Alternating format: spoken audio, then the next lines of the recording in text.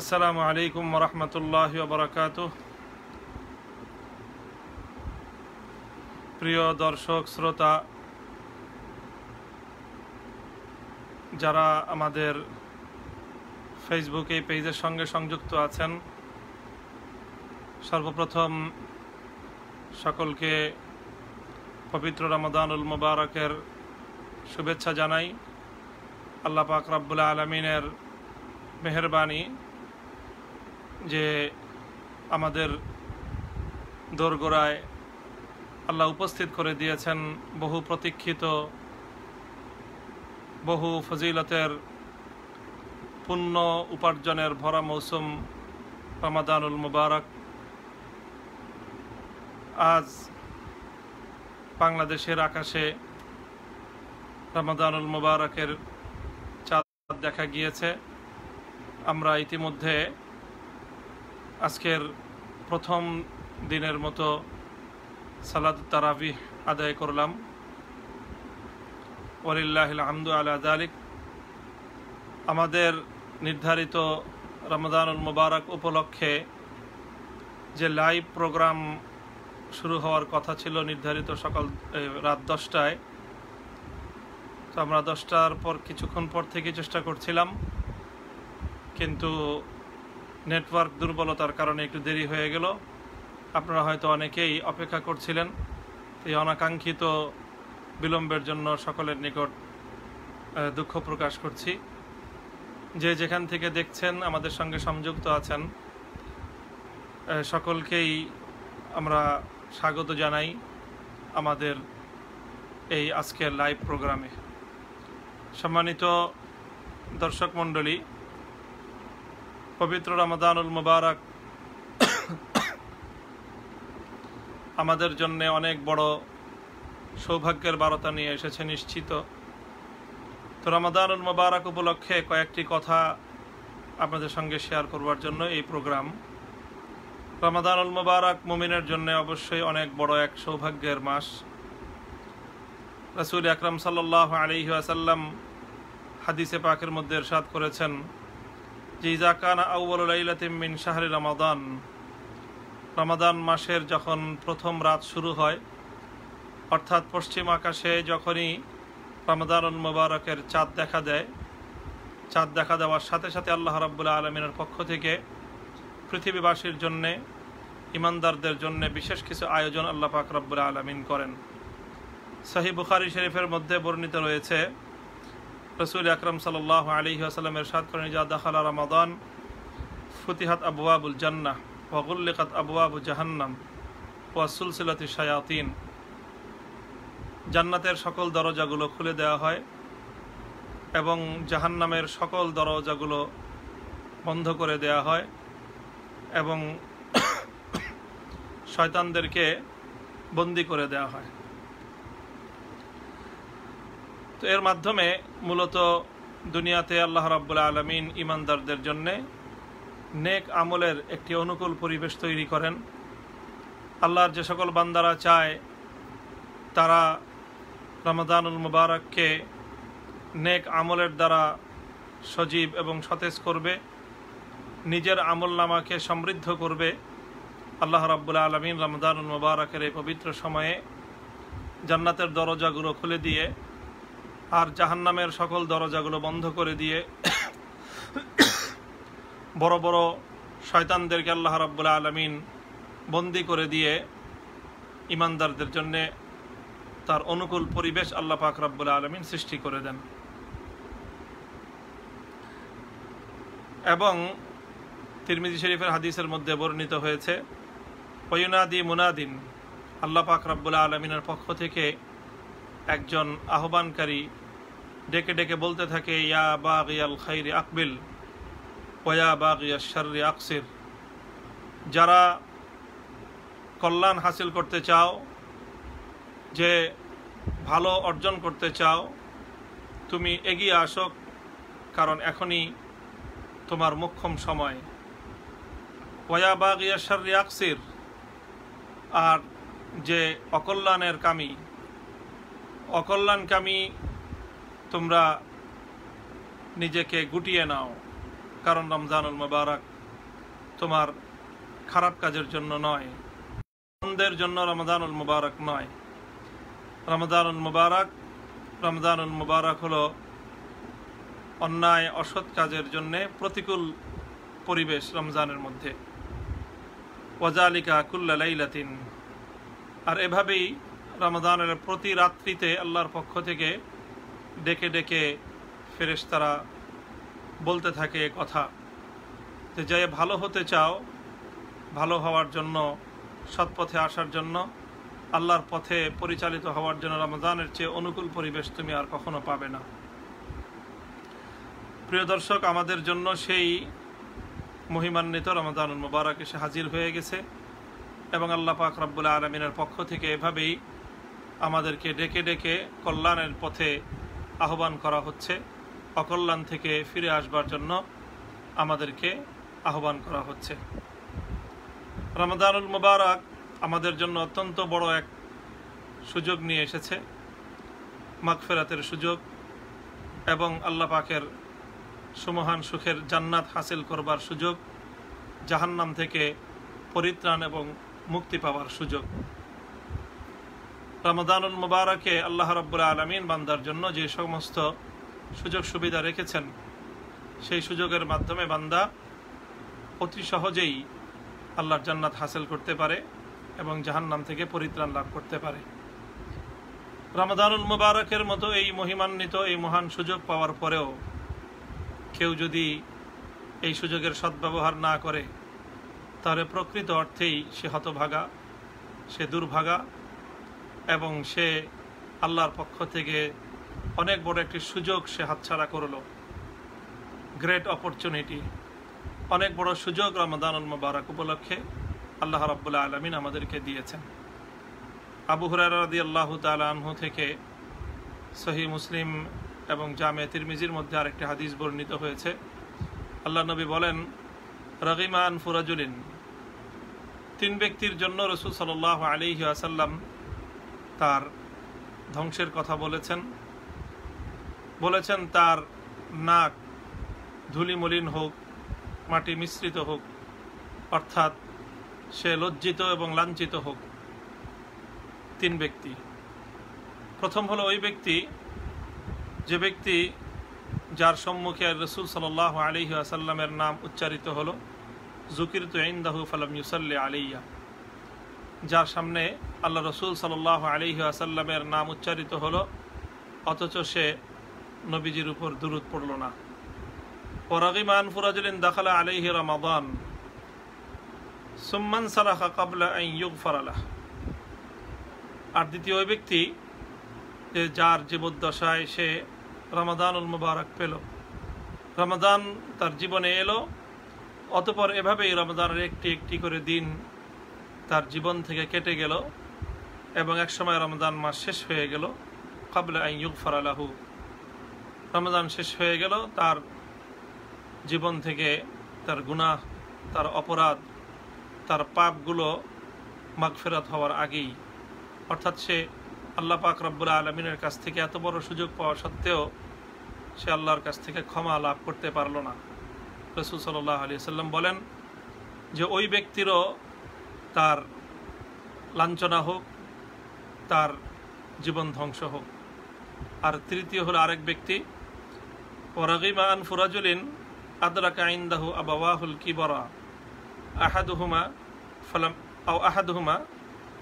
ফালাম ইউদখিলাহুল জান্নাতা, যার পিতামাতা উভয়ে অথবা যে কোনো একজন তার নিকট বৃদ্ধ অবস্থায় তাকে পেল, অর্থাৎ যেই সন্তানের পিতা মাতা উভয়ে অথবা যে কোনো একজন বার্ধক্যে উপনীত হয়েছে, সন্তানের সেবা এবং সন্তানের খেদমতের প্রয়োজন তার, তো এটি এমন বৃদ্ধ পিতামাতা সন্তানের জন্য অনেক বড় এক সৌভাগ্যের বিষয়।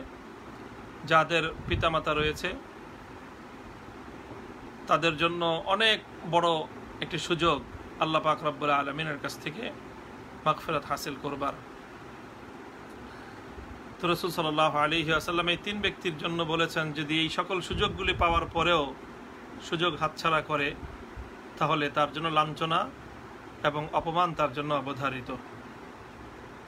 আলিয়াজুবিল্লাহ, আল্লাহ পাক রব্বুল আলামিন আমাদের সকলকে হেফাজত করেন। তো রমজানুল মুবারক উপলক্ষে আল্লাহ পাক রব্বুল আলামিনের পক্ষ থেকে এই আয়োজনগুলো করা হয়েছে। প্রিয় দর্শক, প্রথম আয়োজন হলো জান্নাতের দরজাগুলো খুলে দেওয়া হয়েছে, জাহান্নামের দরজাগুলো বন্ধ করে দেওয়া হয়েছে। আর আরেকটি আয়োজন হলো কোনো কোনো হাদিসের মধ্যে লফজ এসেছে, এবারাত কোনো কোনো হাদিসের ভাষ্য হলো ওয়াসুফিদাত মারাদাতুশ শায়াতিন, যে শয়তানের মধ্যে যেগুলো বড় বড় শয়তান, যেগুলো ভয়ঙ্কর শয়তান, অবাধ্য মারাত্মক ধরনের শীর্ষ শয়তান, যেগুলো আল্লাহ রাব্বুল আলামিন রমাদান উপলক্ষে তাদেরকে বন্দী করে ফেলেন। তাহলে আমরা অনেকগুলো ফজিলা রমজানুল মুবারক উপলক্ষে পাই। রমজানুল মুবারকের ফজিলতগুলো যদি আমি আপনাদেরকে সংক্ষেপে বলতে চাই, রমজানুল মুবারকের অনেকগুলো ফজিলত রয়েছে। একটি ফজিলত হলো যে উনজিলা ফিহিল কুরআন। রমাদানুল মুবারক এটি সেই মাস যে মাসে আল্লাহ রাব্বুল আলামিন পবিত্র কোরআন নাজিল করেছেন। কোরআনে পাকের সূরাতুল বাকারার আয়াত, শাহরু রমাদান আল্লাযী উনজিলা ফিহিল কুরআন হুদাল লিন-নাসি ওয়া বায়্যিনাতিম মিনাল হুদা ওয়াল ফুরকান, যে রমাদান মাস হলো সেই মাস যে মাসে আল্লাহ পাক রব্বুল আলামিনের পক্ষ থেকে পবিত্র কোরআন নাজিল হয়েছে। কোরআনে পাক রমজানে নাজিল হয়েছে। কোরআনে পাকের মধ্যে আরেকটি সূরা রয়েছে, যে সূরার নাম হলো সূরাতুল কদর, যেখানে আল্লাহ বলেছেন ইন্না আনজালনাহু ফি লাইলাতুল কদর, যে আমি কোরআনে পাক লাইলাতুল কদরে নাজিল করেছি। অবশ্য কোরআনে পাকের এক আয়াতের মধ্যে আল্লাহ পাক রব্বুল আলামিন এটিও বলেছেন ওয়ানাজ্জালনা আলাইকাল কুরআনা তানজিলা ওয়া ফারাকনাহু লিতাকরিআহু আলান নাস। আল্লাহ পাক বলেছেন যে আমি কোরআনে পাককে ধাপে ধাপে নাজিল করেছি। অর্থাৎ 23 বছরে আমরা জানি যে আল্লাহ রাসূল সাল্লাল্লাহু আলাইহি ওয়াসাল্লামের উপর 23 বছর পর্যন্ত পবিত্র কোরআন নাজিল হয়েছে। আল্লাহ নবীর ইন্তেকালের কিছুদিন আগেও কোরআনে পাকের সর্বশেষ আয়াত অবতীর্ণ হয়েছে। তাহলে কোরআনে পাক নাজিল হওয়া সম্পর্কে 3 ধরনের তথ্য কোরআনের মধ্যেই বলা হয়েছে। একটি হলো যে কোরআন নাজিল হয়েছে লাইলাতুল কদরে, দ্বিতীয় হলো কোরআন নাজিল হয়েছে রমজানে, তৃতীয় হলো কোরআনে পাক নাজিল হয়েছে আস্তে আস্তে পর্যায়ক্রমে ধীরে ধীরে নাজিল হয়েছে। আল্লাহ পাক রব্বুল আলামিন অল্প অল্প করে কোরআন নাজিল করেছেন। ওয়া কুরআনান ফারাকনাহু লিতাকরাহু আলান নাস, আল্লাহ বলেন যে আমি কোরআনকে ফারাকনাহু, আমি অল্প অল্প করে আপনার কাছে নাজিল করেছি, যাতে যতটুকু নাজিল হয় ততটুকু আপনি মানুষের কাছে তেলাওয়াত করে শুনিয়ে দিতে পারেন। তো এখানে প্রাসঙ্গিক একটি আলোচনা হলো যে রমজান কি লাইলাতুল কদরে নাজিল হয়েছে, এর পবিত্র কোরআন লাইলাতুল কদরে নাজিল হয়েছে না 23 বছর পর্যন্ত নাজিল হয়েছে। মুফাসসিরিনে কেরামগণ এই প্রশ্নের যে সমাধান দিয়ে থাকেন সেটি হলো যে আসলে কোরআনে পাকের অবতরণ 2 রকম, কোরআনে পাকের নুজুল 2 রকম। একটি হলো কোরআনে পাক আল্লাহ পাক রব্বুল আলামিনের আরশের উপর থেকে সামায়ে দুনিয়া প্রথম আসমানে নাজিল হয়েছে, তারপর প্রথম আসমান থেকে জমিনে নাজিল হয়েছে। তো প্রথমবারের যে অবতরণ সেটা একবারই হয়েছে লাইলাতুল কদরে।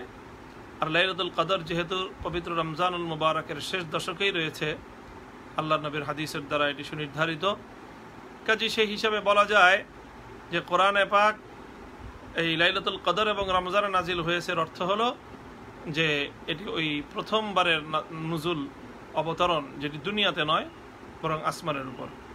অতঃপর আসমান থেকে পর্যায়ক্রমে দুনিয়ার বাস্তব প্রেক্ষাপটে আল্লাহ পাক রব্বুল আলামিন 23 বছরে অল্প অল্প করে কোরআন নাজিল করেছেন। আমরা জানি রাসূল সাল্লাল্লাহু আলাইহি ওয়াসাল্লামের উপর হেরার গুহায় সূরাতুল কলমের 5 আয়াত নাজিল হওয়ার মধ্য দিয়ে কোরআনের পাকের নাজিল হওয়া শুরু হয়। তো এটিও আরেকটি ব্যাখ্যা যে প্রথম যে রাতে আল্লাহ রাসূল সাল্লাল্লাহু আলাইহি ওয়াসাল্লামের নিকট সূরা কলমের 5 আয়াত নাজিল হয়েছিল, ইকরা বিসমি রাব্বিকাল্লাযী খালাক খালাকাল ইনসানা মিন আলাক, সেই রাতটি ছিল লাইলাতুল কদরের রাত, লাইলাতুল কদর রমজানুল মুবারকের রাত। সে রাতেই আল্লাহ পাক রব্বুল আলামিন হেরার গুহায় জিবরিল আমিনকে দিয়ে রাসূল সাল্লাল্লাহু আলাইহি ওয়াসাল্লামের কোরআনে পাকের অবতরণ শুরু করেন। তাহলে রমজানুল মুবারকের প্রথম ফজিলত হলো যে রমজানুল মুবারক সেই মাস যে মাসে আল্লাহ রাব্বুল আলামিন কোরআন নাজিল করেছেন। ফিহি লাইলাতুল কদর। রমজানুল মুবারকের দ্বিতীয় ফজিলত হলো যে রমজানুল মুবারকের মধ্যে আল্লাহ পাক রব্বুল আলামিন লাইলাতুল কদর রেখেছেন। লাইলাতুল কদরি খায়রুম মিন আলফি শাহর, এমন একটি রাত যে রাত হাজার মাসের চেয়েও শ্রেষ্ঠ এবং উত্তম। লাইলাতুল কদর সম্পর্কে ইনশাআল্লাহ আমরা পরবর্তী কোনো আলোচনায় বিস্তারিত আলোচনা করব।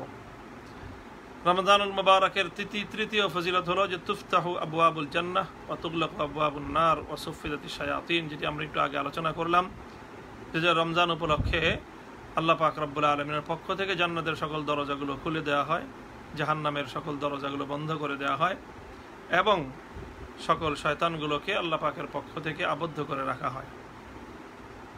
শয়তানগুলোকে আবদ্ধ করে রাখার পরেও দেখা যায় যে অনেক মানুষ পাপাচারে লিপ্ত হয়। তো অনেকে এটি প্রশ্ন উত্থাপিত হতে পারে কারো নিকট যে যদি সকল শয়তান আবদ্ধ হয়ে থাকে তাহলে এরপরেও কিছু মানুষ শয়তানি করে, কিছু মানুষ তারা বিভিন্ন পাপাচারে লিপ্ত হয়, এটা কিভাবে হয়? ইমামে কুরতুবী রহমতুল্লাহ আলাইহি এই প্রশ্নের জবাবে আলোচনা করেছেন যে আসলে রমজান উপলক্ষে যে শয়তান আবদ্ধ হয় সেটি হলো মারাদাতু শায়াতিন, অর্থাৎ শয়তানগুলোর মধ্যে যেগুলো শীর্ষ শয়তান সেগুলো আবদ্ধ হয়। বাকি শয়তানদের সাধারণ শ্রেণীর কর্মী পর্যায়ের যে সকল শয়তান রয়েছে ওগুলো তারা তাদের কার্যক্রম পরিচালনা করে। এটি হলো একটি জবাব, যে কারণেই সেজন্য রমজান উপলক্ষে শয়তানের মূল যে তাদের কার্যক্রম নেতৃত্বটা দুর্বল হয়ে পড়ে, এজন্য শয়তানি কার্যক্রম রমজান উপলক্ষে অনেক কমে আসে, কিন্তু সম্পূর্ণ বন্ধ হয় না, কারণ টোটাল শয়তান তো সব আবদ্ধ হয়ে যায়নি।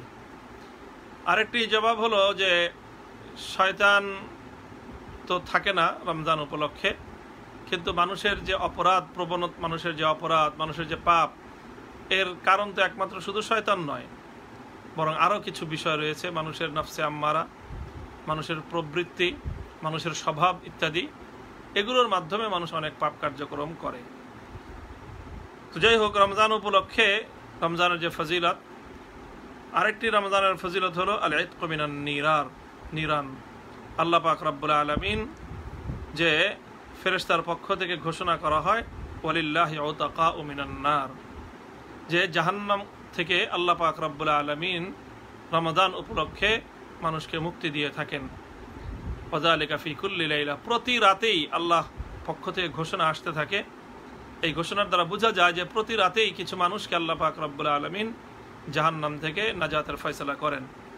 কাজে এই জন্য রমজানের রাতগুলো আল্লাহর কাছ থেকে আল্লাহর নিকট জাহান্নাম থেকে নাজাতের, জাহান্নাম থেকে মুক্তির একটা অপরচুনিটি এবং একটা সুযোগ। রমজানুল মুবারক উপলক্ষে রমজানের আরেকটি ফজিলত হলো যে আল্লাহর পক্ষ থেকে রমজান উপলক্ষে মানুষদেরকে স্বাগত জানানো হয়, যে ঘোষণা করতে থাকে ফেরেশতারা, ইয়া বাগিয়াল খাইরি আকবিল ওয়া ইয়া বাগিয়াশ শাররি আকসির, যারা ভালোর দিকে আসতে চাও তারা আসো, এগিয়ে আসো, আল্লাহর পক্ষ থেকে তোমাদেরকে স্বাগত জানানো হচ্ছে। প্রিয় দর্শক, রমজানুল মুবারকের এরকম অনেক ফজিলত রয়েছে, যেই ফজিলতের সমৃদ্ধ করে আল্লাহ পাক রব্বুল আলামিন রমজানকে আমাদের নিকট পাঠিয়েছেন, আমাদের জন্য রমজানকে আল্লাহ পাক এনে দিয়েছেন। রমজানের মধ্যে সবচেয়ে গুরুত্বপূর্ণ বিধান হলো সওম, রোজা রাখা। রোজা আল্লাহর পক্ষ থেকে বান্দার জন্য অনেক বড় একটি ইবাদত। ইসলামের যে 5 স্তম্ভ, বুনিয়াল ইসলাম আলা খামস, ইসলামের সেই 5 স্তম্ভের মধ্যে অন্যতম একটি হলো রোজা। রোজা তথা সওম এটি বান্দার জন্য এক ব্যতিক্রমী ইবাদত। এই ইবাদতের মাধ্যমে বান্দা এমন কিছু অর্জন করতে পারে যেটি অন্য কোনো ইবাদতের মাধ্যমে অর্জন করা সম্ভব নয়। হাদিসে কুদসির মধ্যে আল্লাহ পাক রব্বুল আলামিন ইরশাদ করেছেন, কুল্লু আমালি ইবনি আদম ইউদাআফ আল হাসানাতু বিআশরি আমসালিহা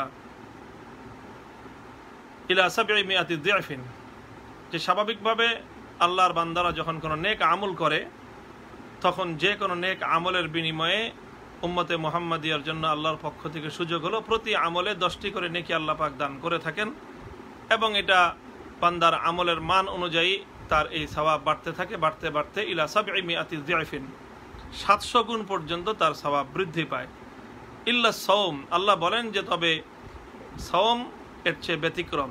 ফাইন্নাহু লি ওয়া আনা আজজি বিহি, সওম এটি এমন একটি ইবাদত, এটি বান্দা কেবলমাত্র আমার জন্যই করে এবং এর কারণে আমি আল্লাহ পাক রব্বুল আলামিন সওমের পুরস্কার আমি নিজে দিব। অন্য সব ইবাদতেরই পুরস্কার আল্লাহ পাক দিবেন, তবে সওমের পুরস্কারকে আল্লাহ পাক ব্যতিক্রম রেখেছেন। অন্যান্য ইবাদতের পুরস্কার আল্লাহ পাক রব্বুল আলামিন দিবেন সওয়াবের মাধ্যমে, আর রমজানের সওমের যে পুরস্কার এটা আল্লাহ পাক রব্বুল আলামিন দিবেন ভিন্নভাবে। ভিন্নভাবে হলো আল্লাহ নিজ হাতে তার বান্দা যে রোজা রাখবে, সওম পালন করবে, আল্লাহ পাক তাকে তার হাতে এই সওমের পুরস্কার তুলে দিবেন। হাদিসের মধ্যে রয়েছে জান্নাতের একটি বিশেষ দরজা থাকবে রাইয়ান নামক, ইয়াদখুলুহু সাইমুন, যেই লা ইয়াদখুলুহু ইল্লা সাইমুন, যেই রাইয়ান দরজা দিয়ে কেবলমাত্র যারা রোজাদার তারাই প্রবেশ করবার সুযোগ পাবে। তাহলে রমাদানুল মুবারক এর সবচেয়ে বড় বিধান হলো, সবচেয়ে বড় গুরুত্বপূর্ণ ইবাদত হলো রোজা রাখা। রাসূল সাল্লাল্লাহু আলাইহি ওয়াসাল্লাম বলেছেন, মান সামা রমাদান ঈমানান ওয়া ইহতিসাবান গুফিরা লাহু মা তাকাদ্দামা মিন যামবিহি, যে ব্যক্তি রমাদানের রোজা রাখবে ঈমানের সাথে এবং ইহতিসাবের সাথে। ইহতিসাবের অর্থ হলো যে আল্লাহর কাছ থেকে এর বিনিময়ের প্রত্যাশা নিয়ে নিজে কেন রোজা রাখছে, কেন ইবাদতটা করছে, সেই সিয়াম পালন করার যে উদ্দেশ্য সেটাকে নিজের মনে উপস্থিত রেখে যে ব্যক্তি রোজা রাখবে, আল্লাহ পাক রব্বুল আলামিন তার জন্য সুযোগ রেখেছেন, ঘোষণা করেছেন যে তার পূর্বের সকল গুনাহ আল্লাহ মাফ করে দেবেন। সুবহানাল্লাহি ওয়া বিহামদিহি। প্রিয় দর্শক, রমাদানুল মুবারকের বড় ইবাদত তো হলো যে রোজা রাখা। রমাদানুল মুবারকের আরেকটি দ্বিতীয় যে ইবাদত সেটি হলো সিয়ামে রমাদান। হাদিসের মধ্যে এটাও রয়েছে, মান সামা রমাদান ঈমানান ওয়া ইহতিসাবান গুফিরা লাহু মা তাকাদ্দামা মিন যামবি, যে রমজানুল মুবারকের একটি তো হলো দিনের বেলা রোজা রাখা, আর অপরটি হলো রমাদানের রাতের বেলায় কিয়ামে রমাদান, যেটাকে সালাতুত তারাবিহ বলা হয়। সেই কিয়ামে রমাদান যার মধ্যে কোরআনে পাকের তেলাওয়াত হয়, কোরআনে পাকের তেলাওয়াত করা হয় এবং শ্রবণ করা হয়। রমাদানের এই দুটি বিষয় অর্থাৎ সওম এবং কোরআন, এই দুটি বিষয়ে মুমিন বান্দার জন্য অনেক বড় সৌভাগ্যের বারতা নিয়ে আসে। রাসূল সাল্লাল্লাহু আলাইহি ওয়াসাল্লাম একথা ইরশাদ করেছেন যে রোজা এবং কোরআন উভয়টি আল্লাহ পাক রব্বুল আলামিনের নিকট বান্দার জন্য সুপারিশ করবে। ইয়াকুলুস সাওম মানাতুহু তাআমা ওয়াশ শারাবা ফিন নাহার, আল্লাহ আমি তোমার বান্দাকে দিনের বেলায় পানাহার থেকে বিরত রেখেছি। আর কোরআন বলবে যে মানাতুহুন নাওমা ফিল লাইল, হে আল্লাহ আমি কোরআন তেলাওয়াত করতে গিয়ে, কোরআন শুনতে গিয়ে তোমার বান্দা, তোমার বান্দি রাতের বেলায় পরিশ্রান্ত ক্লান্ত, সারাদিন সে ক্ষুধার্ত থেকেও পরিশ্রান্ত অবস্থায় সে না ঘুমিয়ে রাতের কিছু অংশ সে কোরআনের জন্য বরাদ্দ রেখেছিল। আল্লাহ রাসূল সাল্লাল্লাহু আলাইহি সাল্লাম বলেন, ফায়ুশাফাআন, কোরআন এবং রোজা সওম উভয়টির শাফাত আল্লাহ পাক কবুল করে তাকে মাফ করে দিবেন। কাজেই রমাদানের বিশেষ আমল হলো দুটি। প্রথম আমল হলো রমজানুল মুবারকের দিনের বেলা রোজা, আর রমজানের দ্বিতীয় আমল হলো রাতের বেলার সালাতুত তারাবিহ।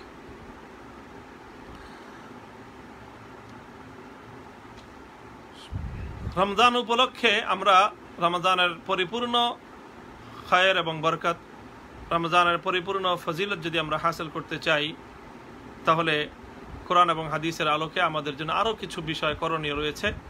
সেই কাজগুলো যদি আমরা যথাযথভাবে আদায় করি, তাহলে রমাদানুল মুবারকের পরিপূর্ণ যেই ফজিলত সেটি ইনশাল্লাহ আমরা সকলেই হাসিল করতে পারব। রমাদানের কিছু করণীয় আমি আপনাদের সম্মুখে উল্লেখ করছি পয়েন্ট আকারে, কেউ চাইলে নোট করতে পারেন।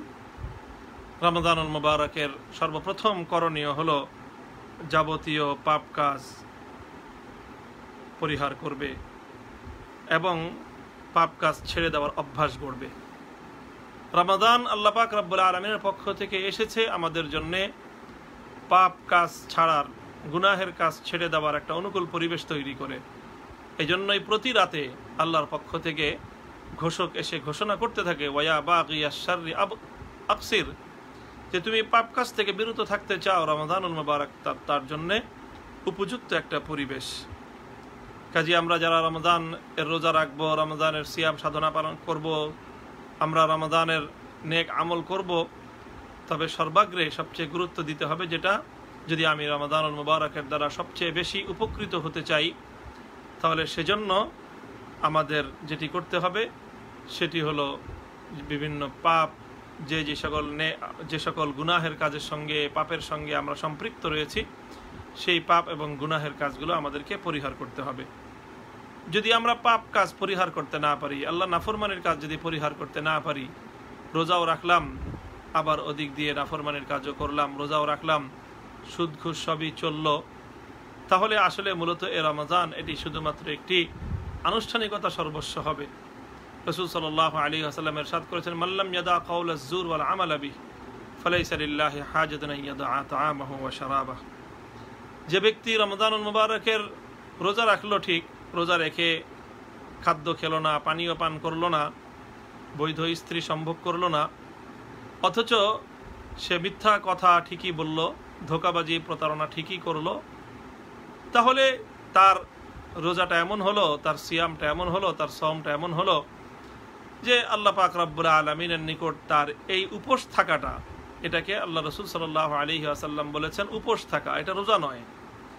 যার রোজা মিথ্যা থেকে মুক্ত নয়, যার সওম ধোঁকাবাজি প্রতারণার থেকে মুক্ত নয়, তার সওম আসলে মূলত সওম নয়, এটি হলো শুধুমাত্র না খেয়ে থাকা, পানাহার বর্জন করা, এটি হলো এক ধরনের উপোস থাকা। ইসলামে শুধুমাত্র অযথা উপোস থাকার কোনো বিধান নেই। কাজেই প্রিয় দর্শক, আমরা যারা চাই রমাদানুল মুবারকের মহাসুযোগ আমরা গ্রহণ করব, মহাসুযোগের দ্বারা আমি আমার জীবনকে ধন্য করব, আমাদের প্রথম কাজ হলো যে আমরা গুনাহমুক্ত জীবন গঠন করবার জন্য রমাদানুল মুবারকে চেষ্টা করব এবং নিজেকে, তাহলে প্রথম রমাদানুল মুবারক উপলক্ষে যাবতীয় গুনাহকে পরিহার করার চেষ্টা করা। দ্বিতীয় করণীয় হলো অধিক পরিমাণে নেক আমলের প্রতি অগ্রসর হবে, কারণ রমাদানুল মুবারকের বিশেষ করে রাত, রমাদানের রাতগুলো হলো ইবাদতের রাত। আল্লাহর পক্ষ থেকে ফেরেশতা এসে ডাকতে থাকে, ইয়া বাগিয়াল খাইরি আকবিল, তুমি জান্নাতে যেতে চাও জলদি চলো, তুমি নেক আমল করতে চাও তাড়াতাড়ি তুমি অগ্রসর হও, কারণ রমাদানের রাতগুলো বিশেষভাবে ইবাদতের উপযুক্ত রাত, ইবাদতের জন্য এই সময়গুলো খুবই উপযুক্ত। রাসূল সাল্লাল্লাহু আলাইহি ওয়াসাল্লাম রমাদানুল মুবারকের রাতে ইবাদতের জন্য নিজে এত বেশি উদ্গ্রীব হয়ে যেতেন যে সাদ্দা মিজারাহু, আল্লাহর নবীর সম্পর্কে বলা হয়েছে যেন নবীজি কোমর বেঁধে নেমে পড়তেন, কোমর বেঁধে নেমে পড়তেন। তো এই জন্য বিশেষ করে রমজানুল মুবারকের রাতগুলোকে শুধুমাত্র সালাতুত তারাবিহ নয়, সালাতুত তারাবিহের পরেও যদি আরও সুযোগ হয় তাহলে কোরআনে পাকের তেলাওয়াত, সালাতুল কিয়ামুল লাইল, তাহাজ্জুদের নামাজ ইত্যাদির মাধ্যমে রমাদানের রাতগুলোকে আমরা ইবাদতময় করে তুলব ইনশাআল্লাহ। রমাদানুল মুবারকের তৃতীয় করণীয় হলো কোরআনে পাকের তেলাওয়াতে কোরআন। অর্থাৎ রমাদান তো হলো কোরআনের মাস, কোরআন নাজিলের মাস। আল্লাহ পাক রব্বুল আলামিন পবিত্র কোরআনে পাকের মধ্যে রমাদানের যে পরিচয় তুলে ধরেছেন সেটি হলো শাহরুর রমাদান আল্লাযী উনজিলা ফীহিল কোরআন। রমাদান হলো সেই মাস যে মাসে আল্লাহ পাক রব্বুল আলামিন পবিত্র কোরআন নাজিল করেছেন। যেহেতু রমাদান হলো কোরআন নাজিলের মাস, এই জন্য রমাদানের খায়ের এবং বরকত, রমাদানের উপকারিতা সেই তত বেশি অর্জন করতে পারবে যে রমাদানুল মুবারকের মধ্যে কোরআনের সঙ্গে সম্পর্ক বেশি গড়বে। এই জন্য আমরা রমাদান উপলক্ষে কোরআনে পাকের ব্যাপারে আমাদের বিশেষ একটা উদ্যোগ থাকা দরকার এবং কোরআনকে নিয়ে একটা বিশেষ পরিকল্পনা হওয়া উচিত প্রত্যেক মুমিন বান্দা বান্দির, প্রত্যেক ইমানদার ভাই বোনের, প্রত্যেক মুসলিম ভাই বোনের, যে কোরআনে পাককে কেন্দ্র করে রমজানুল মুবারকের একটা বিশেষ পরিকল্পনা থাকা উচিত। রমাদানুল মুবারকে আপনি কোরআন তেলাওয়াত করবেন, যে যতটুকু পারেন ততটুকু করবেন, যে কোরআনে পাক বিশুদ্ধ তেলাওয়াত যারা করতে পারেন না তারা কোরআনে পাক তেলাওয়াত শিখবার চেষ্টা করবেন যদি কোনো সুযোগ থেকে থাকে। কোরআনে পাক তেলাওয়াতের শিক্ষার সুযোগ তো হলো যার কোরআনে পাক সহি রয়েছে তেলাওয়াত, তার কাছ থেকে কোরআনে পাকের তেলাওয়াত শিক্ষা গ্রহণ করা। সেটা না হলেও অন্তত এই আজকাল বিভিন্ন প্রযুক্তির সাহায্যেও কোরআনের তেলাওয়াত শোনা যায়। বড় বড় যারা কারি রয়েছেন তাদের কেরাত শুনে তাদের কেরাতের সঙ্গে নিজের কেরাতকে তুলনা করে তাদের কেরাতের মতো করে কোরআনে পাক পড়ার চেষ্টা করা, এটি হলো তাসহিহে কোরআন। কোরআনে পাকের সবচেয়ে বড় হক হলো তাসহিহে কোরআন, অর্থাৎ কোরআন শুদ্ধ করে তেলাওয়াত শিখতে হবে। তারপরে হলো কোরআনে পাক যে যতটুকুই পারি, অল্পই পারি, আমি সেই অল্পটাই যদি বারবার তেলাওয়াত করি তাহলে যতবারই আমি তেলাওয়াত করব আল্লাহ পাক রব্বুল আলামিন প্রতিবারই আমাকে যেই সওয়াব সেটি পরিপূর্ণই আল্লাহ পাক দান করবেন। রাসূল সাল্লাল্লাহু আলাইহি ওয়াসাল্লামের যে হাদিসের মধ্যে ইরশাদ করেছেন আল্লাহর নবী যে আল্লাহ পাক রব্বুল আলামিন কোরআনে পাকের তেলাওয়াতের প্রতিটি অক্ষরে 10টি করে সওয়াব দান করবেন, যে প্রতিটি অক্ষরেই 10টি করে সওয়াব আল্লাহ পাক রব্বুল আলামিন দান করবেন। লিকুল্লি হারফিন হাসানাতুন ওয়াল হাসানাতু বিআশরি আমসালিহা। তো আজ আমি যদি সূরা ইখলাস কুল হুয়াল্লাহ তেলাওয়াত করি, সূরা কুল হুয়াল্লাহর মধ্যে 66টি অক্ষর রয়েছে। কাজেই কমপক্ষে একজন কোনো বান্দা, কোনো মানুষ যদি, কোনো মুমিন যদি সূরা ইখলাস একবার তেলাওয়াত করে তাহলে কমপক্ষে 660টি নেকি সে পাবে মিনিমাম, ইলা 700 যিআফিন। এটা 10 গুণ যদি হয়, আর যদি 700 গুণ হয় তাহলে তো সুবহানাল্লাহ কত বেশি সওয়াব তার হবে। এক ব্যক্তি যদি সারাদিন সূরা ইখলাসই তেলাওয়াত করতে থাকে, 1000 বারও যদি তেলাওয়াত করে, তবুও প্রতিবারই তাকে আল্লাহ পাক রব্বুল আলামিন একই হিসাবে আল্লাহ পাক সওয়াব দান করবেন। এই জন্য কোরআনে পাকের তেলাওয়াত আমরা করব যতটুকু সম্ভব। তবে যতটুকু সম্ভবের অর্থ হলো যতক্ষণ পর্যন্ত ইকরাউল কোরআন মা তালাফাত কুলুবুকুম, রাসূল সাল্লাল্লাহু আলাইহি ওয়াসাল্লাম বলেছেন যে তোমরা কোরআন তেলাওয়াত করো যতক্ষণ পর্যন্ত কোরআনের তেলাওয়াতের প্রতি তোমাদের মনের আগ্রহ থাকে, অর্থাৎ কোরআনে পাকের তেলাওয়াতের প্রতি মনের আগ্রহ থাকে, একটা প্রাণচাঞ্চল্য থাকে। আর যখন একটা অনীহা ভাব সৃষ্টি হয়ে যায়, অর্থাৎ ভালো লাগছে না, তখন আর কোরআনে পাকের তেলাওয়াত করতে রাসূল সাল্লাল্লাহু আলাইহি ওয়াসাল্লাম নিষেধ করেছেন যে তখন আর কোরআন তেলাওয়াত করবে না। মনের অনীহা ভাব নিয়ে, অলসতা নিয়ে কোরআন তেলাওয়াত করা নিষেধ।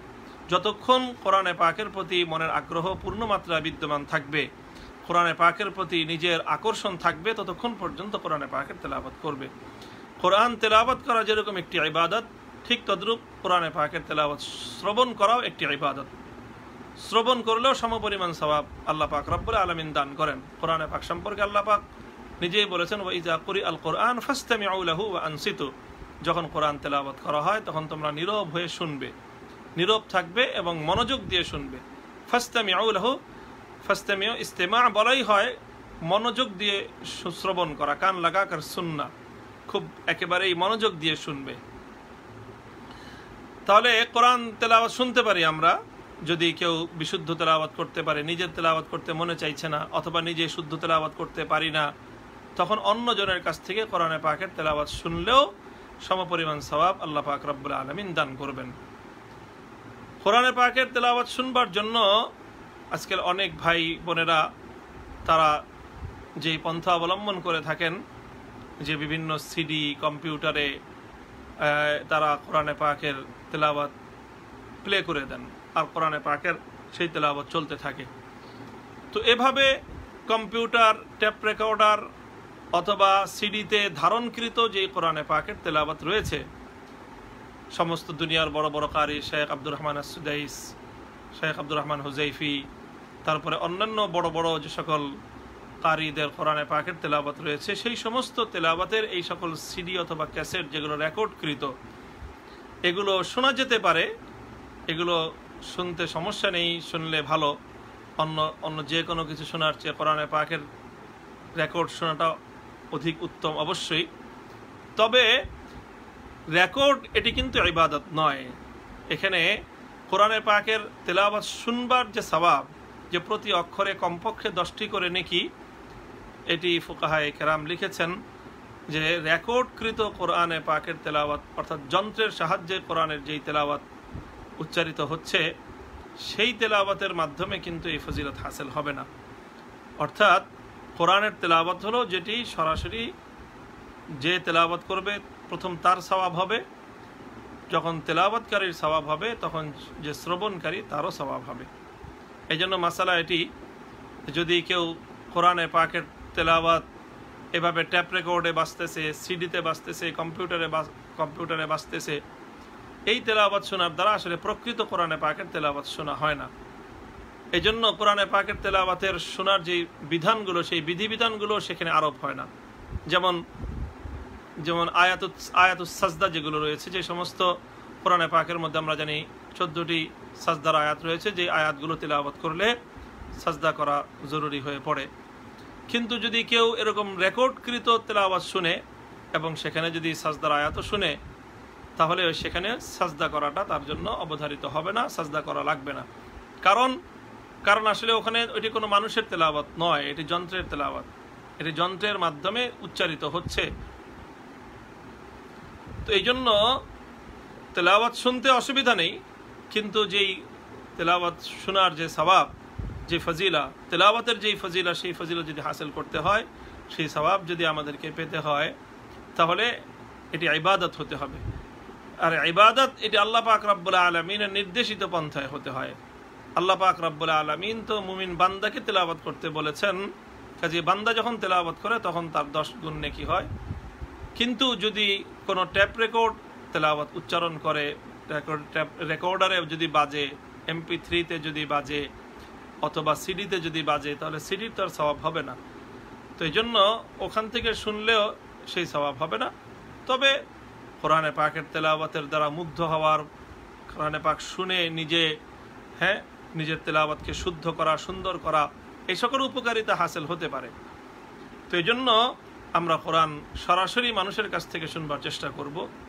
হ্যাঁ, যদি লাইভ হয়, সরাসরি লাইভ যদি হয় কোরআনে পাকের তেলাওয়াত, অনেকে লাইভে কোরআনে পাকের তেলাওয়াত প্রচার করে থাকেন।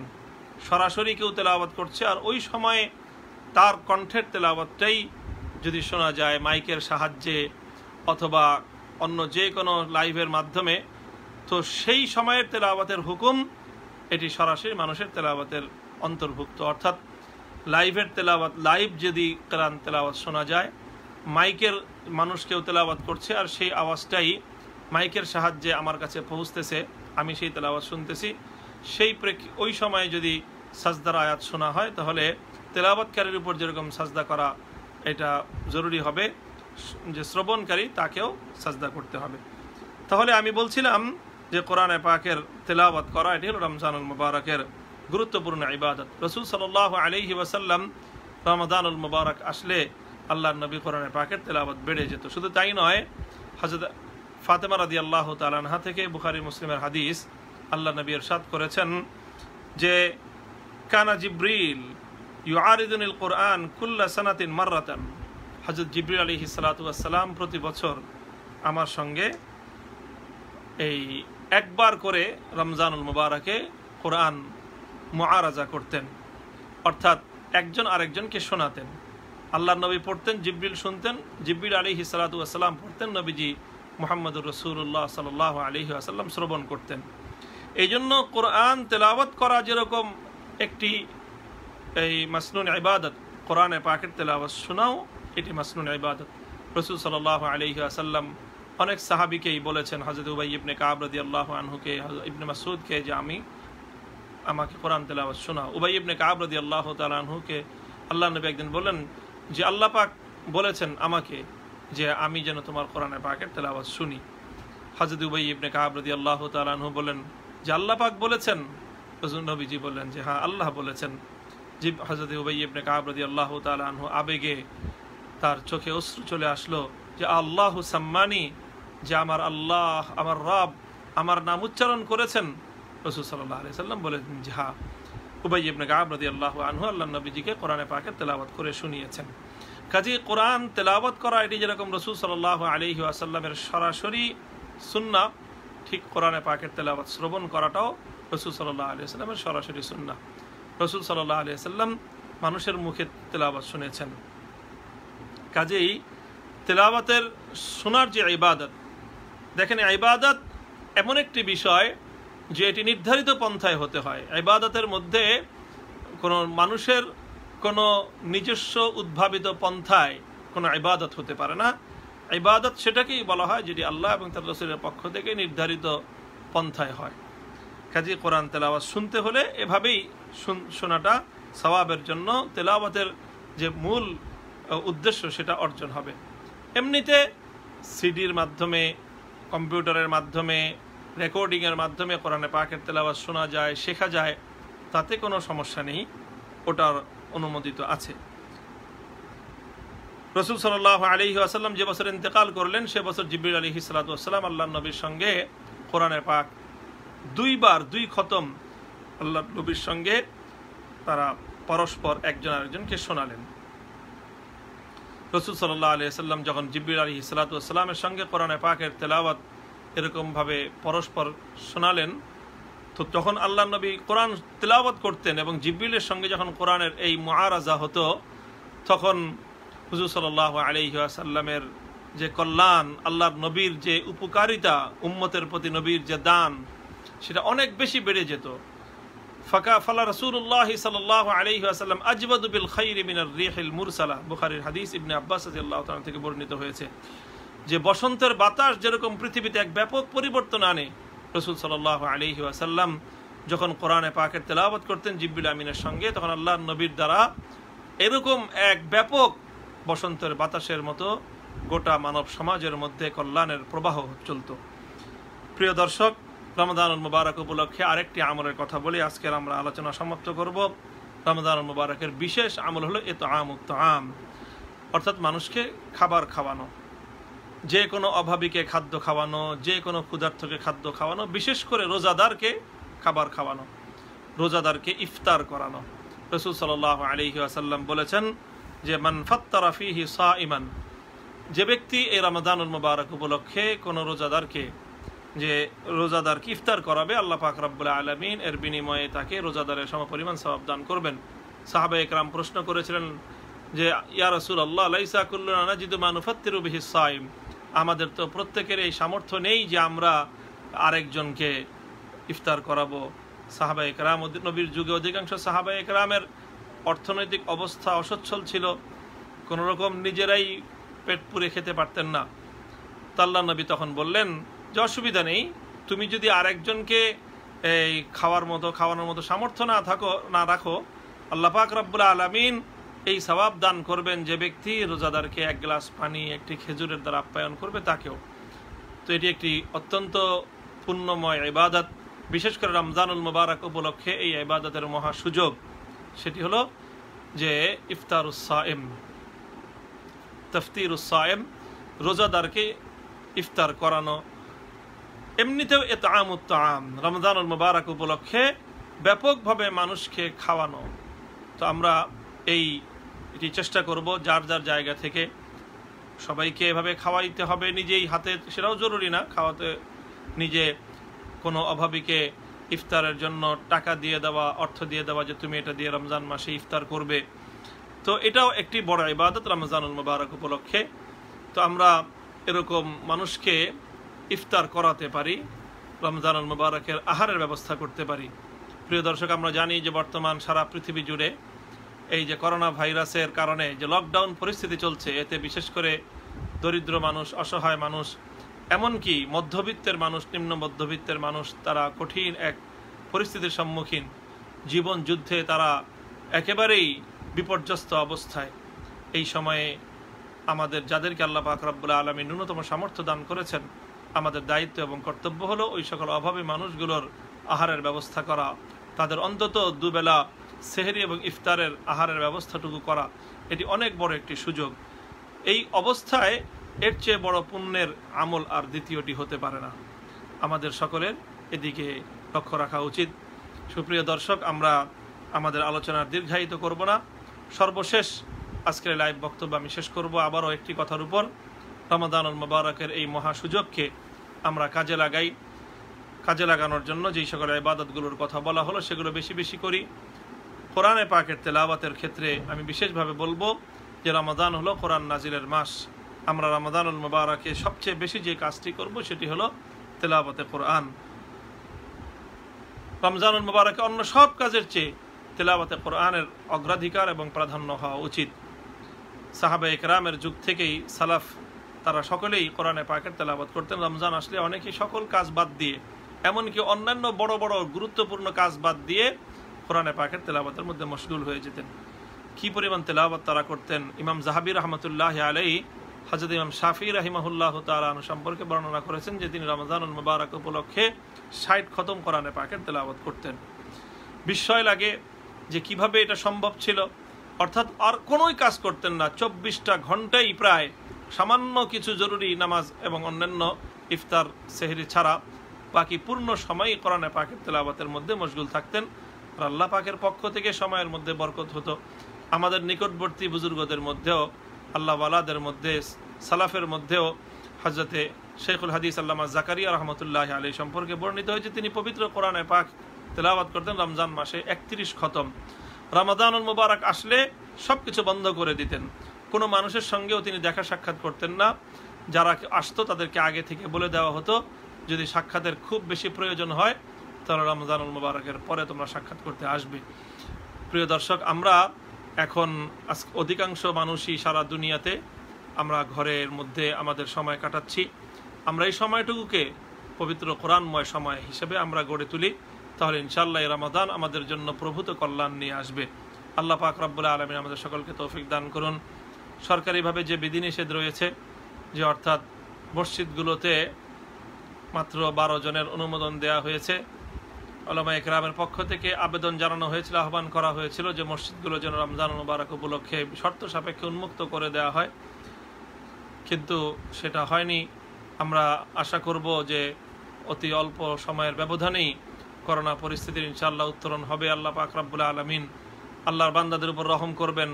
রমাদান মুবারক রহমতের বিশেষ মাস। আল্লাহ পাক রব্বুল আলামিন এই মাস উপলক্ষে তার বান্দাদের উপর রহম করুন। আল্লাহর রহমতের দ্বারা এই ভয়াবহ যেই বিপর্যয়, ভয়াবহ যে ভাইরাস, যে মহামারী আজকে সারা পৃথিবীকে গ্রাস করে নিয়েছে, এই মহামারীর করোনা ভাইরাসের মহামারী থেকে আল্লাহ পাক রব্বুল আলামিন বিশ্ববাসীকে হেফাজত করবেন। রমাদানুল মুবারকের সময়গুলো আমরা সুন্দরভাবে আমরা পালন করব, সময়টাকে কাজে লাগাবো। প্রিয় ভাই, লক্ষ্য করুন রাসূল সাল্লাল্লাহু আলাইহি ওয়াসাল্লাম বলেছেন যে তোমার কাছে জীবনে 5টি সুযোগ তোমার জীবনে আসবে, বিভিন্ন সময় 5টি সুযোগ আসবে, কিন্তু এই সুযোগগুলো কিন্তু এগুলো একেবারে স্থায়ী নয়, এই সুযোগগুলো অস্থায়ী। আবার এই সুযোগের পরেই এই সুযোগগুলো তোমার হারিয়ে যাবে। সেই 5টি সুযোগের মধ্যে একটি হলো ফারাগাকা কাবলা শুগলিকা। তোমার জীবনে অনেক ব্যস্ততা থাকবে, আবার কিছু কিছু সময় আসবে অবসর সময়। সেই অবসরের সময়গুলোকে তুমি গনিমত মনে করো। ইগতানিম খামসান কাবলা খামসিন, সুযোগের সদ্ব্যবহার করো। তো আমাদের জন্য এই লকডাউন পরিস্থিতি, এটি যদিও সর্বদিক থেকেই আমাদের জন্য কষ্টের কারণ, আমাদের জন্য বড় বিপদের কারণ, কিন্তু একটি দিক থেকে আমাদের জন্য একটি সুযোগ, সেটা একটি অবসর। এই অখণ্ড অবসরকে আমরা ইবাদতের মাধ্যমে উজ্জীবিত করি, ইবাদতের মাধ্যমে, তেলাওয়াতে কোরআনের মাধ্যমে আমরা এই সময়টিকে কাজে লাগাই, তাহলে ইনশাআল্লাহ এই সময় যদি আমাদের আমল নামা সমৃদ্ধ হয়ে যায়, তাহলে এর চেয়ে বড় সৌভাগ্য আমাদের জন্য আর কিছুই হবে না। আল্লাহ রাব্বুল আলামিন আমাদের সকলকে তৌফিক দান করুন। রমাদানুল